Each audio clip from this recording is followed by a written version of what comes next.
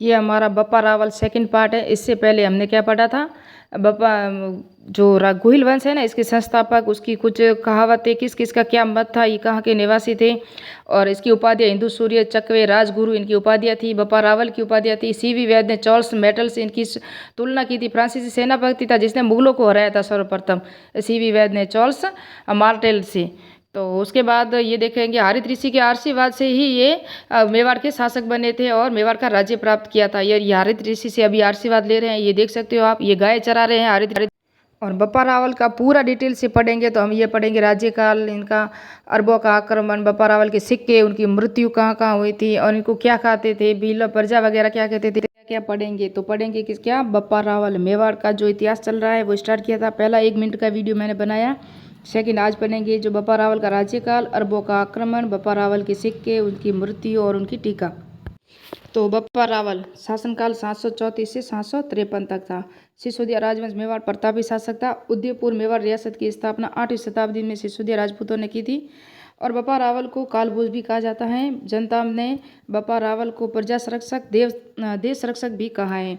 और ये बप्पा पदवी के विभूषित इनको किया था। कर्नल जेम्स टॉड के अनुसार 728 में बप्पा रावल ने चित्तौड़गढ़ को राजपूतों पर राज्य करने के लिए मौर्य वंश के अंतिम शासक मान मौर्य को छीन कर गुहिल वंशीय राज्य की स्थापित की थी, क्योंकि गुहादित्य थे वो इनके पिता थे।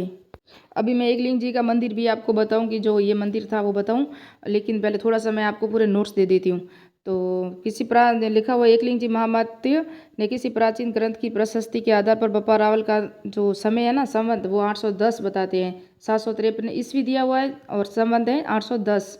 दूसरे एकलिंग जी महामत सिद्ध करते हैं बप्पा रावल के राज्य त्याग का समय था। कुछ कहते हैं इनका राज्य त्याग हो चुका था, यानी कि उसके कहावतें हैं। रावल का राज्यकाल 30 साल तक रखा जाए तो 723 में लगभग गद्दी पर ये बैठे होंगे, यानी कि मेवाड़ में बप्पा रावल से पहले उसके वंश के कुल प्रतापी राजा भी हो चुके थे कुछ, किंतु बप्पा रावल का व्यक्तित्व उन सब राजाओं में से बढ़कर था। उस समय तक चित्तौड़ का मजबूत दुर्ग मौर्य वंश के राजाओं में हाथ में था।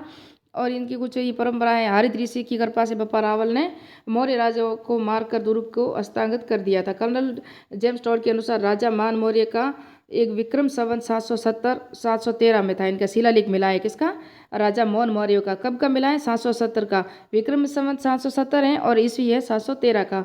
ये कर्नल जेम्स टॉड के अनुसार है। सिद्ध करता है कि बप्पा रावल के मान मौर्य के समय में विशेष अंतर नहीं है। अब अरबों का आक्रमण हुआ था ना इनके समय में, तो बप्पा रावल की विशेष प्रसिद्धि अरबों को सिद्ध युद्ध करने के लिए कारण हुई थी, क्योंकि 712 में बप्पा रावल के समय मोहम्मद बिन कासिम ने सिंधु को जीता था। अरबों ने उसके बाद चारों ओर दावे करने शुरू कर दिए थे। तो चावड़ों, मौर्यों का, इनकी कच्छ, लोस आदि गुजरों को भी हराया था। मारवाड़, मालवा, मेवाड़, गुजरात आदि पर पूर्ण भूभागों पर की उनकी सीमाएं छा गई थी, किसकी, अरबों की।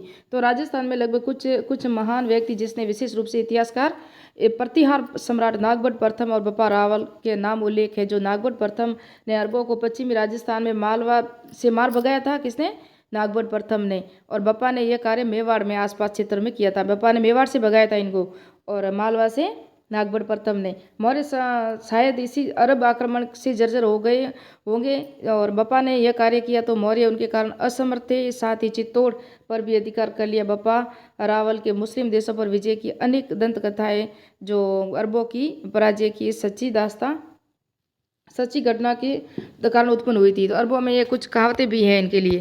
तो बप्पा रावल के सिक्के, गौरीशंकर हीराचंद ओझा ने अजमेर में सोने के सिक्कों को बप्पा रावल का माना है, क्योंकि सिक्के पर तोल है ना 115 ग्राम है, यानी कि 65 रत्ती हैं। इस सिक्कों पे सामने की ऊपर के हिस्से में माला के नीचे में श्री बोप लेख लिखा हुआ है, जिससे, और बाई और क्या है, त्रिशूल है, जिसकी दाहिनी और वेदी है और शिवलिंग बना हुआ है। इसके दाहिनी और नंदी शिवलिंग की है, मुख किए हुए बैठा हुआ है। तो शिवलिंग और नंदी के नीचे दंडवत करते हुए एक पुरुष की आकृति है। सिक्के के पीछे की तरफ चमर, सूर्य और सत्तर के चिन्ह इसके नीचे दाहिनी और मुख किए हुए हैं। एक गौ खड़ी है जो उसी के पास दूध पीता हुआ बछड़ा भी है। ये सब चिन्ह बप्पा रावल की विभूतियों, शिव भक्ति और उसके जीवन की कुछ घटनाओं से संबंधित। इनकी मृत्यु है वो नागदा में हुई थी। नागदा में इसकी समाधि बनी हुई है। और बप्पा रावल को देखो, प्रजा के लोग थे वो बप्पा कहते थे, भील इसे रावल कहते थे। खलीफा को हराने का कारण इसे कालभोज कहा जाता था। अरबों अरबों को ईरान तक खदेड़ के कारण महाराव कहा गया है, जिसने जिनसे 500 सालों तक कांपते रहे थे इस्लामी शासक, किसके? बप्पा रावल से। इसलिए इनको ये उपाधि कालभोज कहा जाता था।